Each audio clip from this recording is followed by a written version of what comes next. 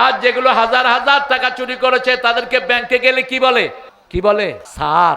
এই যে সালম, এই যে আপনাদের আরো যেগুলো আছে বড় বড় পয়সালা, বসুন্ধরা বলেন, তারপরে সিএইচপি বলেন, এই সবগুলো ব্যাংকের টাকা খোর।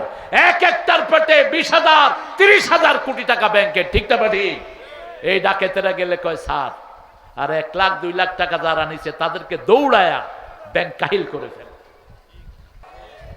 কিন্তু ইসলাম এখনই যদি চুরির কথা বলে হাত কাটবে না, কারণ ক্ষুধা আছে যেখানে হাত কাটা নাই, সেখানে ইসলাম প্রথম মানুষের পেটের অন্ন, বস্ত্র, শিক্ষা, চিকিৎসা, বাসস্থানের সমাধান দেয়, তারপরে আইন পাশ করে। এখন ইসলাম বিরোধীরা ভয় করছে জামাত ইসলামী ক্ষমতায় আসলে বিগত সরকারের সময় চুরিদারি যা করছে সবগুলো হাত কেটে দিবে না। আগে জামাত দেখবে, কোরআন দেখবে, আগে তুমি চুরি কেন করেছো। যদি ক্ষুধার যন্ত্রণায় কেউ চুরি করে তার কোনো শাস্তি নাই। আর বাংলাদেশে 10-20 টাকা যারা চুরি করেছে এদেরকে পিটাইতে পিটাইতে, কথা ঠিক না ঠিক? ফাতেমা নামে এক মেয়ে চুরিতে ধরা পড়লো মদিনায়। সাহাবায়ে কেরাম এসে বলছেন, ইয়া রাসূলুল্লাহ, একটা সম্ভ্রান্ত পরিবারের মেয়ে, অত্যন্ত দামি পরিবার, উঁচু পরিবারের মেয়ে, রাসূলের চেহারা আগুনের মতো লাল হয়ে গেল।